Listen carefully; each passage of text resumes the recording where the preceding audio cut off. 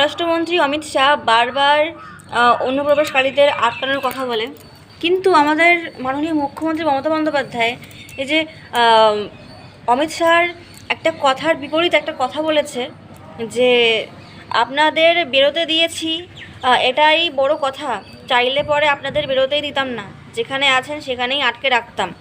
ভাই এগুলো কেমন কথা? এগুলো না অনেকটা সেই গুন্ডাদের মতো শোনাচ্ছে যে একজন রাজ্যের মুখ্যমন্ত্রী তার মুখে এই সমস্ত কথা মানায়। মুখ্যমন্ত্রী মমতা বন্দ্যোপাধ্যায় এইরকম কথা কী করে বলতে পারে? এবং অমিত শাহ যেখানে অনুপ্রবেশকারীর বিরুদ্ধে কথা বলে, তাদেরকে আটকানোর কথা বলে, সেখানে মাননীয় অমিত শাহকে আটকানোর কথা বলে। ভাই মাননীয় মুখ্যমন্ত্রী মমতা বন্দ্যোপাধ্যায় কার সাপোর্টে আছে?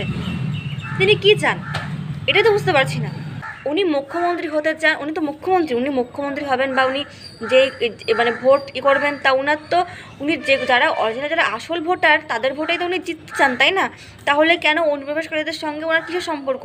কেন উনি ওনাদেরকে আটকাচ্ছে তাই তো বুঝি না। এখন সবশেষে আমার একটাই প্রশ্ন আছে, আমি বুঝতে পারছি না যে আমাদের মাননীয় মুখ্যমন্ত্রী মমতা বন্দ্যোপাধ্যায় ঠিক কাদের সাপোর্টে কথা বলেন, কাদের হয়ে কথা বলেন। আমরা বলছি না আপনি মুসলমানদের হয়ে কথা বলুন, আপনি হিন্দুর হয়ে কথা বলুন, আপনি খ্রিস্টানের হয়ে কথা বলুন, আমরা সবাই এক, আমরা এই রাজ্যে থাকি। তাহলে আপনি আমাদের কথা ভাববেন, তাই না? আমরা কেন আমাদের ভাগের খাবারটা, আমাদের ভাগের জিনিসগুলো কেন আমরা, যারা আমাদের দেশের না তাদেরকে আমরা কেন দেবো? যারা আমাদের রাজ্যের না তারা কেন আমাদের জিনিসে ভাগ বসাবে? এগুলো আমরা কেন কেন মেনে নেবো? কিন্তু আপনি তো তাই করছেন, কেন করছেন তাই তো বুঝতে পারছি না।